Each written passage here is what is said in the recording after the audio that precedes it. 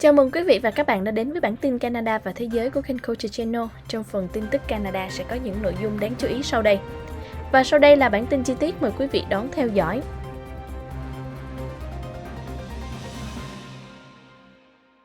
Đại sứ Canada tại New York City được triệu tập để làm chứng về vụ mua căn hộ chung cư trị giá 9 triệu đô la trên dãy tỷ phú. Tổng lãnh sự Canada tại New York sẽ phải giải thích với Ủy ban Quốc hội về quyết định của chính phủ mua căn hộ trị giá 9 triệu đô la Mỹ tại Billionaires Row nổi tiếng ở Manhattan.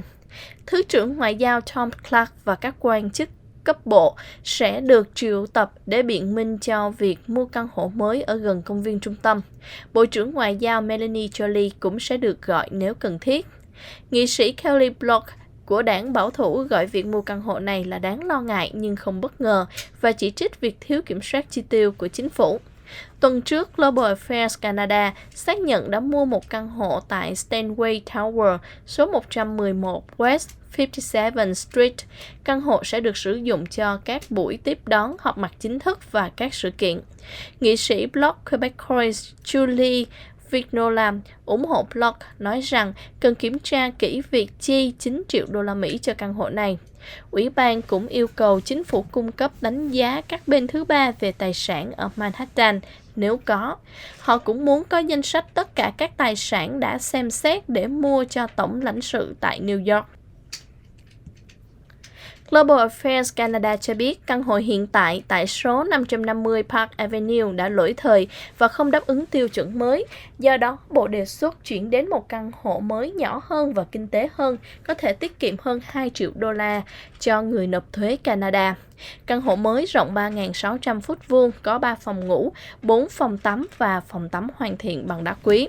Dù có chỉ trích, cựu nhà ngoại giao và thượng nghị sĩ Peter Boehm cho rằng đây là nơi quan trọng để Canada quảng bá văn hóa và thương mại.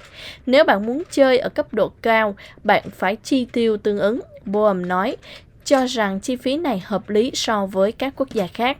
Hơn một thập kỷ trước, dưới thời đảng bảo thủ của Stephen Harper, Bộ Ngoại giao đã bán và thu nhỏ nhiều tài sản bao gồm McDonald House ở London, thu về 530 triệu đô la để tài trợ cho việc nâng cấp Canada House tại Trafalgar Square. Tăng dân số nhanh chóng đang định hình lại bất động sản hạng sang của Canada như thế nào. Một báo cáo mới cho thấy tình trạng nhập cư cao và di cư liên tỉnh đang có tác động sâu sắc đến thị trường nhà ở cao cấp tại 4 thành phố lớn nhất của Canada. Sotheby's International Realty Canada đã công bố báo cáo tình hình bất động sản cao cấp giữa năm, trong đó thị trường Calgary đang bùng nổ cùng với sự gia tăng dân số của thành phố. Tại các thành phố lớn có tốc độ tăng trưởng dân số bị đình trệ như là Toronto, Vancouver và Montreal, thị trường lại trầm lắng hơn. Báo cáo cho thấy tốc độ tăng trưởng dân số 6% của Calgary đã gây áp lực chưa từng có lên nguồn cung nhà ở của thành phố. Số lượng nhà được bán với giá hơn 1 triệu đô la tại Calgary đã tăng 46% trong nửa đầu năm 2024, trong khi số nhà bán với giá hơn 4 triệu đô la tăng 75%. Calgary cũng dẫn đầu về di cư liên vùng, chào đón 26.662 người mới từ các khu vực khác của Canada, trong khi Toronto, Montreal và Vancouver đều chịu lỗ ròng. Mức tăng dân số kỷ lục tại các khu vực đô thị lớn nhất của Canada tiếp tục là tác nhân ảnh hưởng mạnh mẽ đến thị trường bất động sản địa phương. Các mô hình di cư liên tỉnh và liên vùng hiện đang là tín hiệu dẫn đầu cho tâm lý kinh tế địa phương, nhu cầu nhà ở cốt lõi và hiệu suất thị trường bất động sản thông thường và cao cấp nói chung. Don Kotick, giám đốc điều hành của Sotheby's International Realty Canada cho biết trong một thông cáo báo chí, việc cư dân di cư cùng với tài năng và vốn tài chính của họ rời khỏi các thành phố như là Toronto và Vancouver đến các cộng đồng xung quanh hoặc các tỉnh như là Alberta báo trước xu hướng trong hoạt động bán hàng, giá nhà và hiệu suất thị trường bất động sản. Điều này áp dụng cho cả các thành phố mà họ rời đi và các thị trường mà họ chuyển đến, trên toàn bộ các thị trường thông thường và cao cấp. Tại Vancouver, tình trạng di cư liên tỉnh đã giảm xuống mức thấp nhất trong hơn 20 năm khi thành phố này mất 4.795 người đến các tỉnh khác. Một sự mất mát được phản ánh trong thị trường bất động sản của thành phố. Trong nửa đầu năm 2024, doanh số bán nhà có giá trị hơn 4 triệu đô la tại Vancouver đã giảm 16% so với cùng kỳ năm ngoái, trong khi doanh số bán nhà trên 10 triệu đô la đã giảm 50%. Tuy nhiên, doanh số bán căn hộ cao cấp có giá trị hơn 4 triệu đô la đã tăng 27%. Mặc dù báo cáo lưu ý rằng thị trường căn hộ cao cấp đang yếu do sự kết hợp của giá cả tăng cao, chi phí vận chuyển, sự thay đổi trong sở thích của người tiêu dùng xa xỉ đối với nhà ở gia đình đơn lẻ và tình trạng có vấn đề ở trung tâm thành phố. Tại Toronto, bất động sản cao cấp vẫn khá ổn định, với số lượng nhà bán giá hơn 4 triệu đô la tăng 4%, trong khi các bất động sản bán giá hơn 1 triệu đô la giảm 7%, tổng cộng có 3 ngôi nhà được bán với giá hơn 10 triệu đô. Tại Montreal, nơi chứng kiến điều kiện cân bằng, doanh số bán nhà trên 4 triệu đô la đã tăng 29%, trong khi những ngôi nhà trên 1 triệu đô đã tăng 25%. Báo cáo nêu rõ, những người mua nhà và nhà đầu tư tiềm năng tiếp tục điều hướng thị trường ở vị thế nhân nhã với có quyền lực.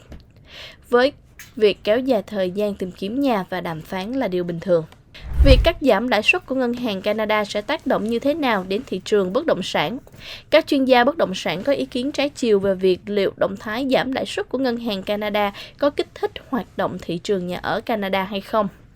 Ngân hàng Canada vào thứ Tư đã giảm lãi suất thêm 25 điểm cơ bản, đưa lãi suất chính sách chủ chốt xuống còn 4,5%.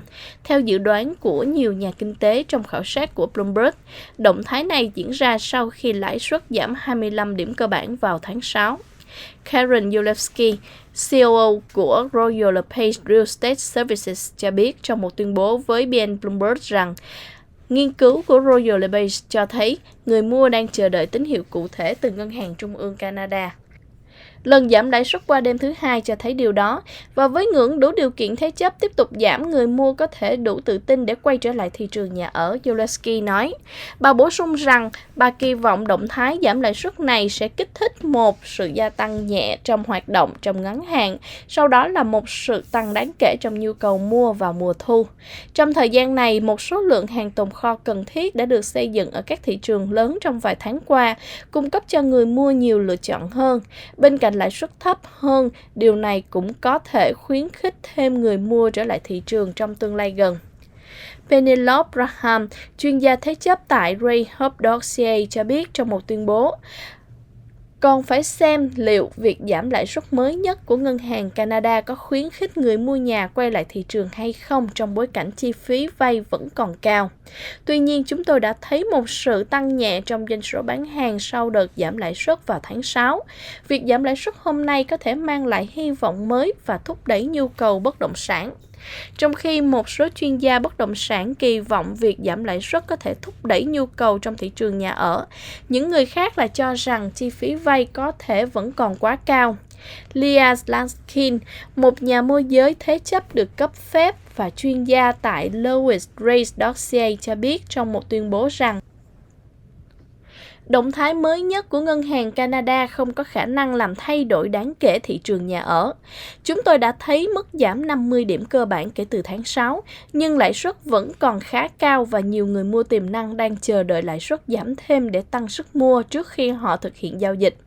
Tuy nhiên, Slatkin bổ sung rằng một chi phí vay giảm xuống mức mà hầu hết người mua cảm thấy thoải mái, thị trường nhà ở sẽ nóng lên nhanh chóng với giá cả tăng.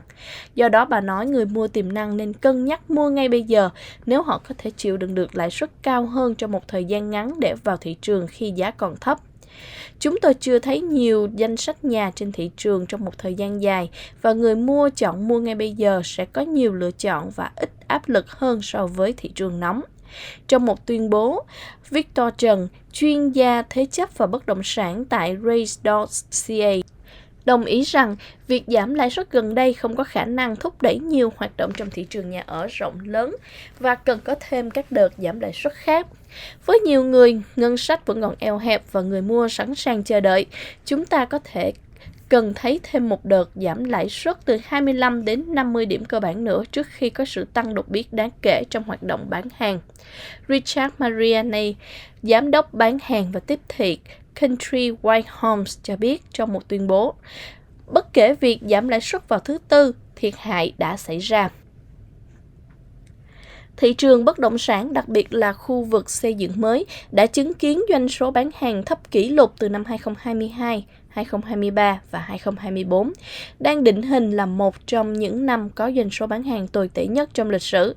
Hiệu ứng lan tỏa đã ảnh hưởng đến nhiều công việc, đặc biệt là trong ngành xây dựng. Một đợt giảm lãi suất không tương đương với việc bán hàng ngay lập tức hay sự trở lại ngay lập tức của công nhân.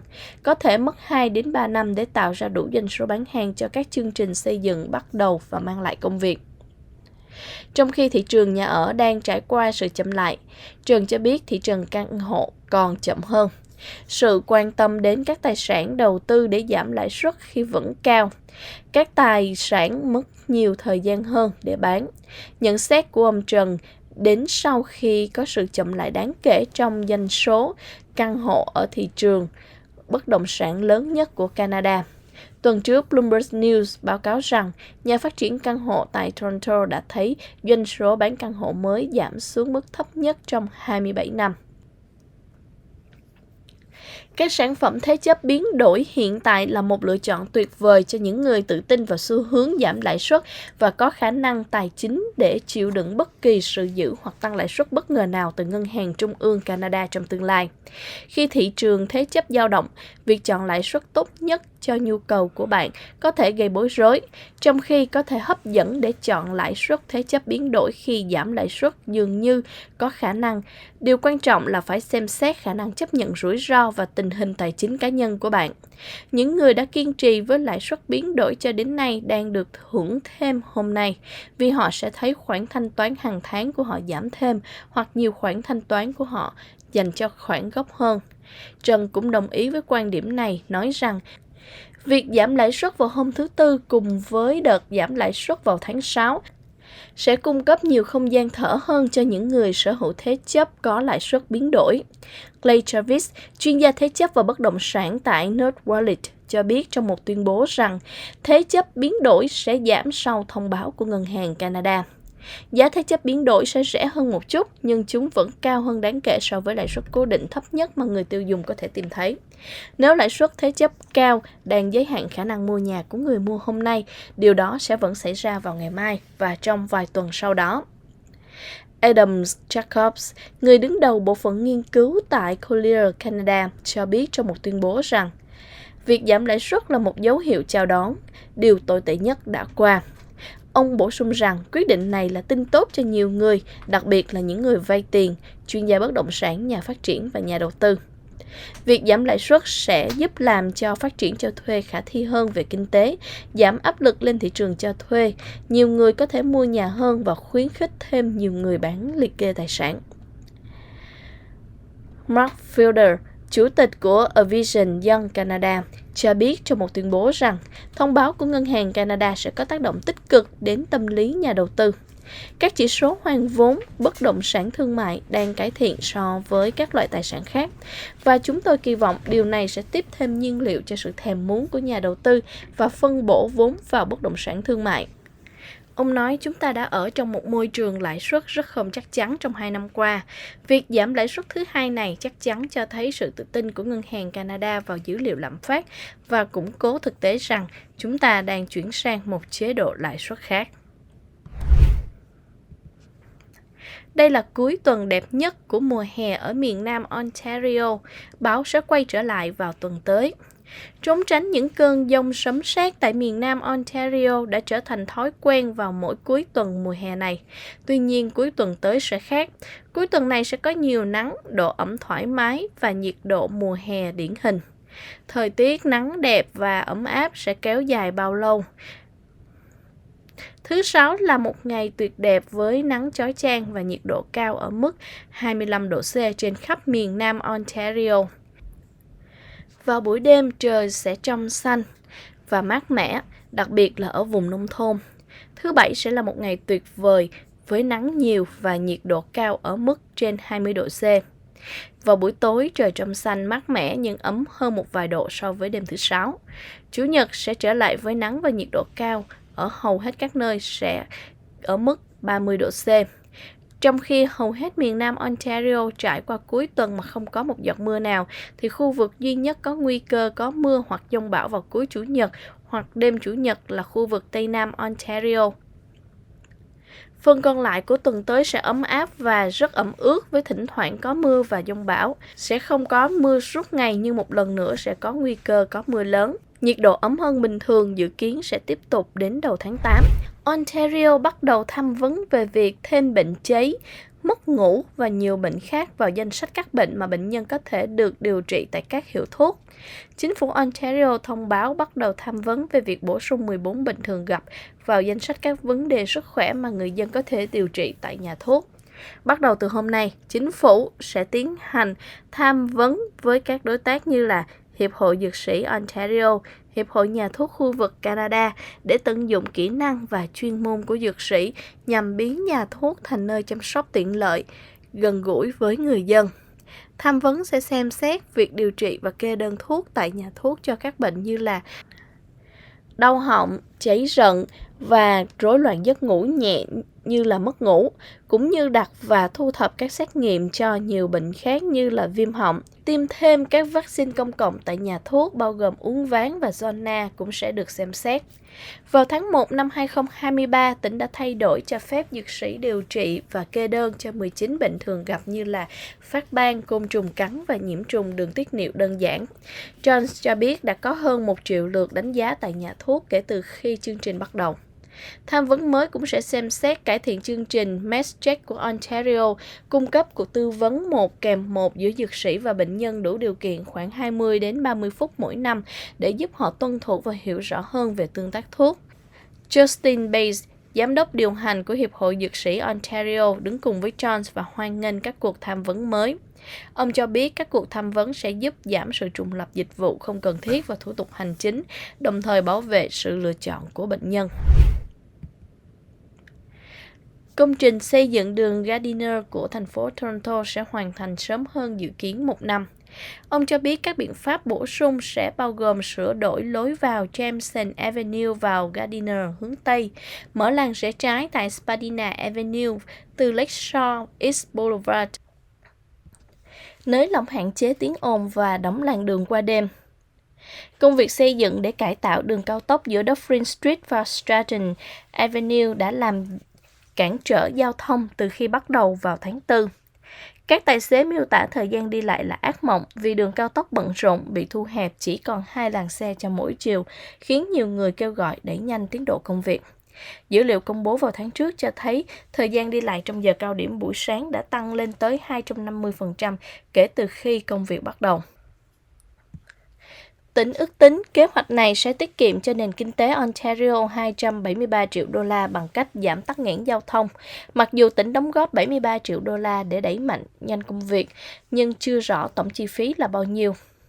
Khi được hỏi về tiếng ồn đối với dân cư trong khu vực, nghị viên Spadina Fort York Osma Malik cho biết cách tiếp cận đối với mối quan tâm của cư dân đã rất chu đáo trong việc thử nghiệm các công việc ồn ào để phù hợp với nhu cầu của họ. Khoảng 140.000 phương tiện sử dụng đường cao tốc bận rộn này vào mỗi ngày. Công việc hiện tại là phần thứ hai của kế hoạch cải tạo dài hạn đường cao tốc 60 năm tuổi được thực hiện trong 6 giai đoạn. Hội đồng đã phê duyệt kế hoạch này vào năm 2014. Đoạn đầu tiên giữa Jarvis và Cherry Street đã hoàn thành vào năm 2021. 4 giai đoạn nữa vẫn còn phải hoàn thành sau giai đoạn hiện tại. Một số khu vực của DVP Lakeshore Boulevard bị ngập lụt khi Toronto hứng chịu trận mưa lớn. Mưa dông lớn đã gây ngập lụt tại một số khu vực ở Toronto bao gồm Don Valley Parkway và Lakeshore Boulevard. Cảnh sát Toronto cho biết trên mạng xã hội rằng DVP bị ngập gần Bloor Viaduct với một làn đường hoàn toàn chìm trong làn nước. Trong một bài đăng khác, cảnh sát cũng cho biết nước đang tràn lên đường Lakeshore Boulevard ở gần Ontario Drive, ít nhất là một làn đường đã bị ngập. Các đội hỗ trợ đang trên đường và khuyên tài xế nên chuẩn bị cho việc bị chậm trễ. TTC cho biết tàu không dừng lại tại ga St. Patrick do ngập lụt. Toronto và các khu vực xung quanh đang trong tình trạng cảnh báo dông bão nghiêm trọng vào thứ Tư. Environment Canada đã phát hành cảnh báo vào lúc 10 giờ sáng Điều kiện thời tiết thuận lợi cho các cơn bão có thể gây mưa lớn lên tới 50 mm mỗi giờ và gió giật lên đến 90 km/h. Dự báo mưa sẽ bắt đầu vào buổi chiều và kéo dài cho đến buổi tối. Cảnh báo dông bão nghiêm trọng đã được phát hành cho khu vực Greater Toronto và nhiều khu vực phía Nam và Tây Nam Ontario. Cảnh báo dông bão nghiêm trọng đang có hiệu lực ở Hamilton. Cảnh báo này đến chỉ hơn một tuần sau khi Toronto ghi nhận lượng mưa kỷ lục vào thứ Ba. Lúc đó, thành phố đã ghi nhận được gần 100 mm mưa trong vài giờ. Một số con đường bận rộn nhất của thành phố cũng bị ngập vào thời điểm đó, buộc một số tài xế phải bỏ lại xe của mình. Cảnh báo nhiệt độ cao và chất lượng không khí kém vào thứ Tư. Calgary đã có khởi đầu nóng và ẩm vào giữa tuần nhưng nhiệt độ sẽ dễ chịu hơn vào thứ Năm. Áp cao gây ra đợt nắng nóng trong 10 ngày qua sẽ suy yếu vào tối thứ Tư nhờ áp thấp mạnh từ BC di chuyển vào. Trong khi vẫn còn nóng, khói từ các vụ cháy rừng ở gần đó sẽ tiếp tục tồn tại. Sáng nay, Calgary đã có cảnh báo chất lượng không khí do khói. Lúc 7 giờ sáng ngày thứ Tư, chỉ số AQHI của thành phố là 9, mức nguy cơ cao. Chỉ số này có thể tăng lên thêm 10 vào cuối ngày hôm trước khi một đợt lạnh làm điều kiện oi bức. Khói có thể hạn chế tiềm năng tăng nhiệt, nhưng nhiệt độ dự báo ban ngày là 33 độ C, cao hơn 10 độ C so với mức bình thường của Calgary vào thời điểm này trong năm. Khi áp thấp di chuyển vào, nhiệt độ ban đầu sẽ giảm với mức cao khoảng 25 độ C trong 5 ngày tới. Dự báo sẽ có thời tiết biến động vào thứ Năm cho Calgary, nhưng các điều kiện mạnh hơn có vẻ sẽ di chuyển về phía bắc của thành phố. Mặc dù nhiệt độ sẽ dễ chịu hơn, nguy cơ cháy rừng vẫn còn tồn tại. Cảnh báo lốc xoáy được ban hành ở phía tây Montreal. Bộ Môi trường và Biến đổi Khí hậu Canada đã phát cảnh báo lốc xoáy cho La Truth, Quebec, khi các cơn dông sắp quét qua Tây Nam Quebec. Cảnh báo lốc xoáy được phát ra ngay trước 2 giờ chiều. Cơ quan khí tượng cho biết một cơn bão gần Greenville đang di chuyển về phía đông bắc. Trong trường hợp có lốc xoáy, người dân được khuyên ở trong nhà, tránh xa cửa sổ và tường ngoài và tìm nơi trú ẩn ở trong tòa nhà kiên cố thay vì là nhà di động hoặc là xe hơi.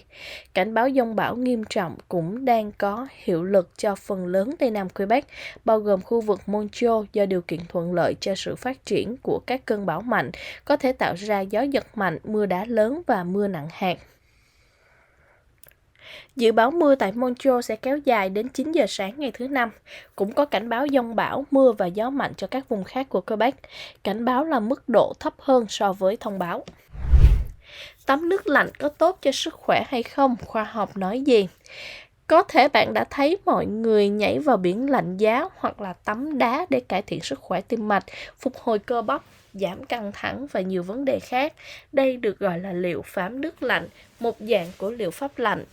Có thể thực hiện bằng đá, nước hoặc là không khí, bao gồm cả phẫu thuật lạnh để điều trị tổn thương, chườm đá để giảm sưng hoặc là tắm đá để phục hồi sau tập luyện hoặc giảm căng thẳng. Có một lịch sử dài về việc người ta ngâm mình trong nước lạnh để hưởng lợi ích từ sức khỏe, bắt nguồn từ Hy Lạp cổ đại và có nhiều nghiên cứu về liệu pháp này. Ngày nay, một số người tự hỏi liệu việc tắm nước lạnh, một phương pháp dễ tiếp cận hơn, có thể mang lại lợi ích tương tự hay không. Nghiên cứu về tắm nước lạnh còn rất hạn chế. Theo tiến sĩ Corey Simon, giáo sư phụ trách tại Đại học Duke, có ít nhất 100 nghiên cứu, một số đã nhiều thập kỷ và gặp vấn đề phương pháp, với số lượng người tham gia chủ yếu là người trưởng thành khỏe mạnh. Tuy nhiên, các chuyên gia đưa ra lý do tại sao tắm nước lạnh có thể tác dụng và dựa trên các chứng cứ khoa học và kinh nghiệm cá nhân. Simon cho rằng lợi ích của tắm nước lạnh chủ yếu đến từ quá trình tâm lý trong việc thích ứng và vượt qua sự căng thẳng. Trong trường hợp này là nước lạnh, người không thể ngay lập tức làm quen với nước lạnh, ông nói. Họ phải từ từ làm quen với nó, vì vậy yếu tố có thể có khả năng kiểm soát môi trường căng thẳng.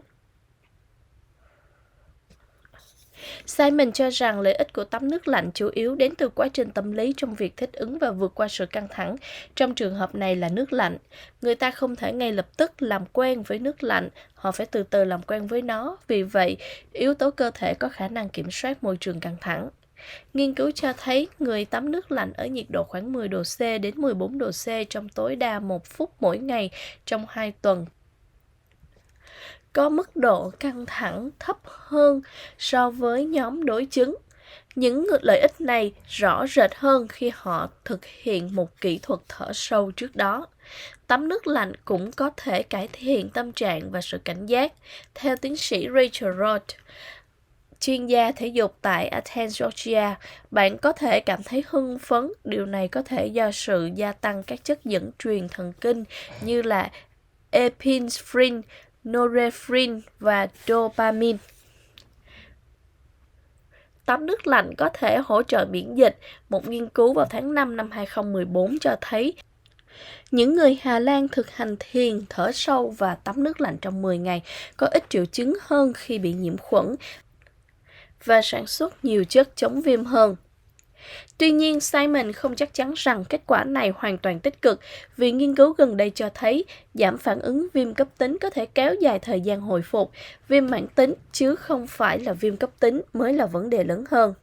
Tắm nước lạnh có thể giúp giảm đau cơ nhưng không nên thực hiện ngay sau khi tập luyện kháng lực. Bằng chứng mới nhất cho thấy bạn không nên làm gián đoạn quá trình viêm sau khi tập luyện. Bà khuyên nên sử dụng liệu pháp lạnh chỉ vào những ngày không tập luyện. Nếu bạn muốn thử tắm nước lạnh và đã được bác sĩ cho phép, bắt đầu từ từ là cách tốt nhất. Nhiệt độ nước lạnh thường là từ 10 độ C đến 15,5 độ C. Bắt đầu bằng 15 đến 30 giây tiếp xúc với nước lạnh và dần dần tăng dần theo thời gian mỗi vài tuần. Chú ý đến phản hồi của cơ thể và các tín hiệu cần rời khỏi nước lạnh. Simon và Reed không thể khẳng định chắc chắn rằng tắm nước lạnh là cách cải thiện sức khỏe tổng thể, nhưng họ nghĩ rằng trong một thế giới căng thẳng, đây có thể là một bổ sung tốt cho sức khỏe cơ bản để hỗ trợ bởi chế độ ăn uống hydrat hóa, hoạt động thể chất và giấc ngủ. Tiếp theo là những thông tin cập nhật nhanh về tỷ giá hối đoái và giá vàng. 1 đồng đô la Canada tương đương với 0,7250 đồng đô la Mỹ và cũng tương đương với 0,6681 đồng euro. 1 đô la Canada đổi được 18.454 đồng Việt Nam. 1 đô la Mỹ đổi được 25.447 đồng Việt Nam. 1 ounce vàng có trị giá là 2.396,2 đồng đô la Mỹ, tương đương với 3.307,86 đồng đô la Canada. Vừa rồi là những tin tức Canada đáng chú ý. Phần tin tức quốc tế sẽ được gửi đến quý vị trong một video tiếp theo. Mời quý vị đón theo dõi.